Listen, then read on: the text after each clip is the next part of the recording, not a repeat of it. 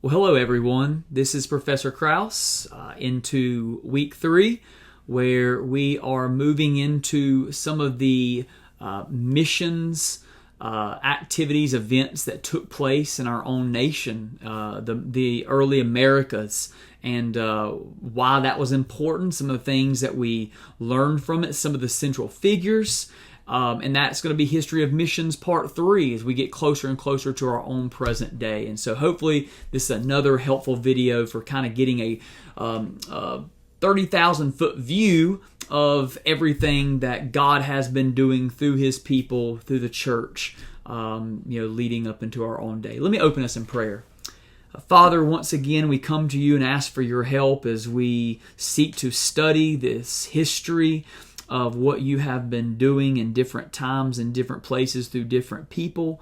And Father, teach us and instruct us, help us to understand and to want to follow in our own day and time to reach people with the gospel for your glory. In Jesus' name we pray. Amen. All right, so at the end of part 2, we talked about the Reformation. The Reformation, you really sometimes call the European Reformation, or there's English Reformation. There are different Reformations that were happening in the 1500s, 1600s, and 1700s. Well, we know that there was a race to get to our own country. Wasn't called the United States of America then, but what we know is the United States of America, into Canada, to Cuba, to Central America, and a lot of resources, a lot of unclaimed land by these growing colonial nations.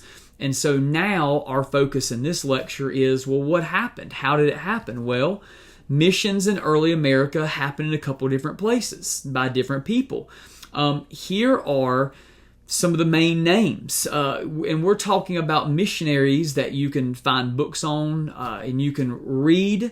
If you're looking for a missionary biography, some of these have some amazing ones. But, for example, John Eliot.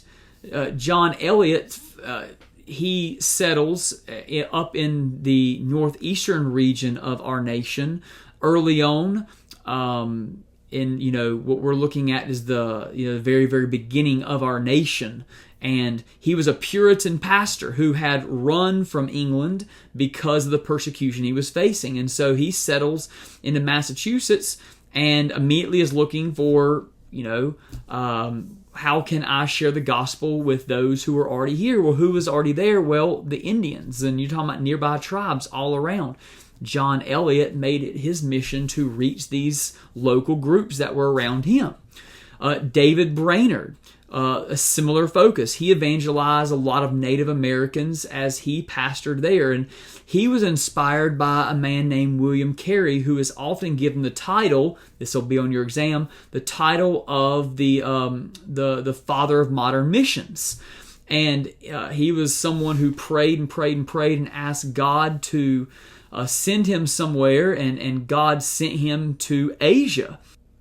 You also have Henry Martyn, who was someone who called to missions, and I believe he was a missionary in India.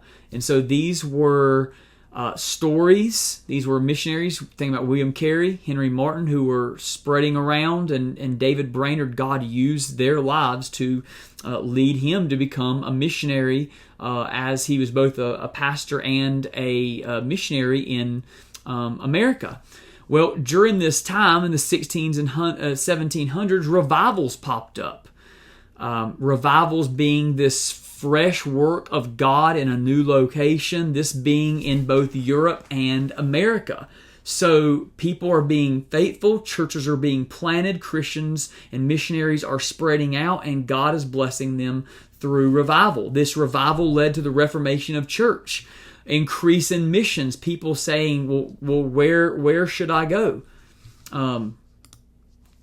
God sending people left and right to these different places, not only throughout America, but also to Europe and to Asia, to the furthest reach places.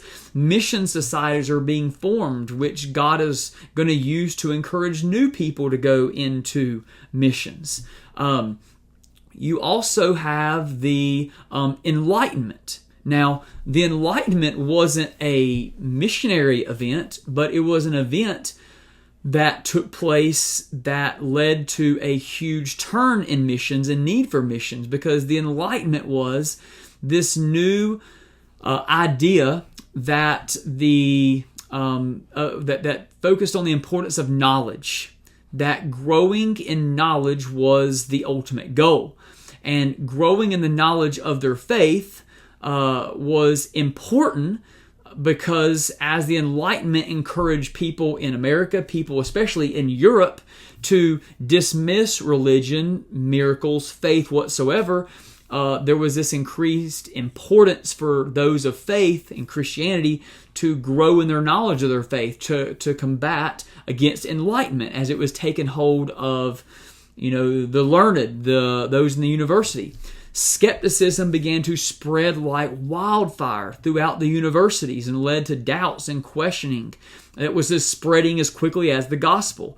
And so there was this increase in the importance of a firm foundation in the knowledge of Christ, so that people could have confidence in their faith. Now, the Moravians. Now, the Moravians are a very, very important group when it comes to missions.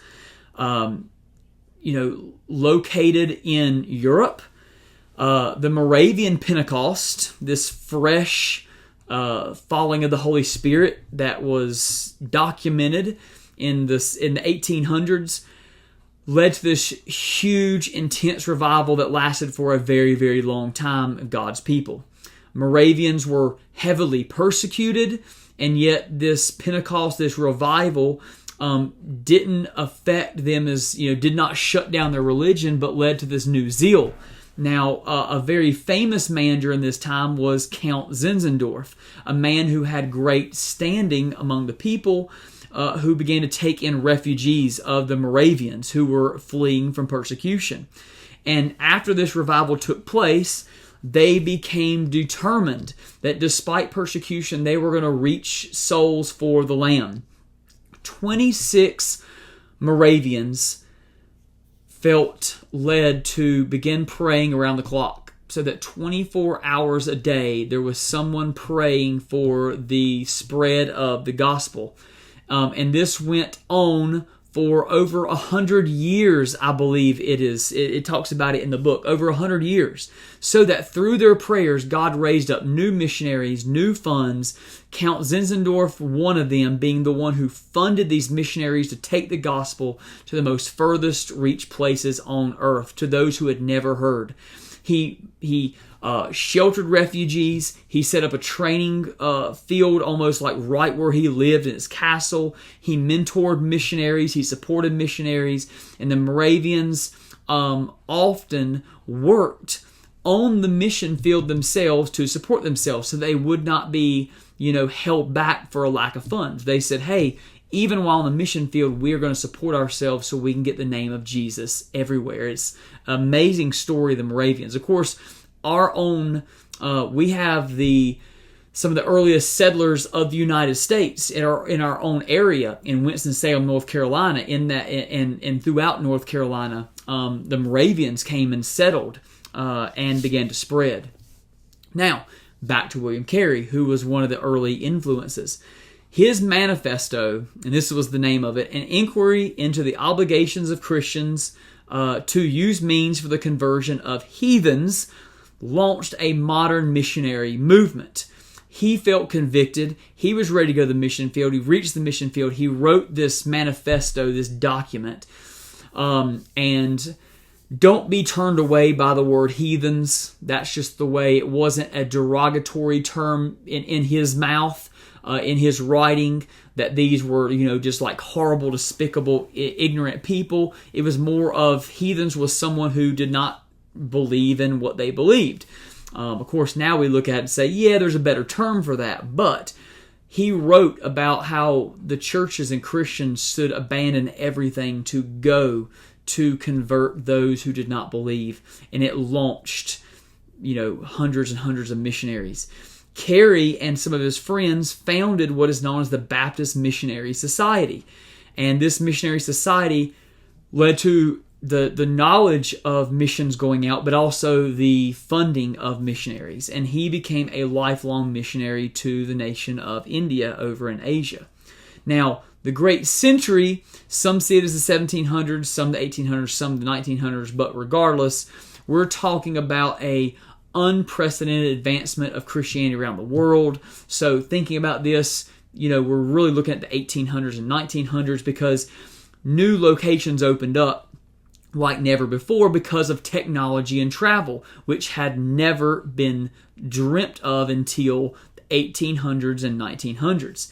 Colonialism continued to spread left and right. We're talking about England and India, England and Australia, France reaching nations, Spain reaching nations, even different. You think of the United States, Spain had a part of our country for a long time. The French owning Canada, French owning lower part of our country, move into the country, spread religion, and so just gospel reaching places that had only been dreamt of hundreds of years before.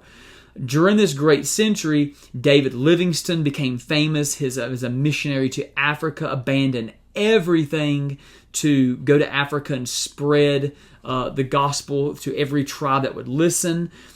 David Livingstone really showed the value of trade routes, and so these routes that would go from village to village, city to city, and why not travel those routes? And as you reach these people, if you reach those people with the gospel, they're going to spread the gospel as new people come through.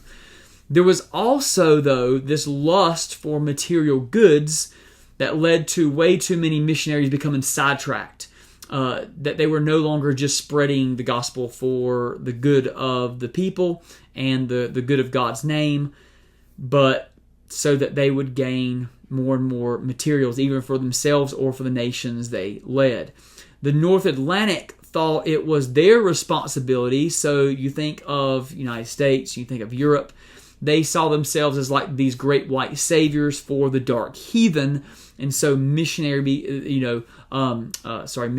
Africa, some of the lower parts of South America became like this hotbed for missionary activity. Why? Well, for many it was the command of Christ. God called his people in the Word to go. So there was this love for Christ and this desire to obey the Great Commission. There's also promoting the glory of God. God's glory needs to be spread to those who don't know.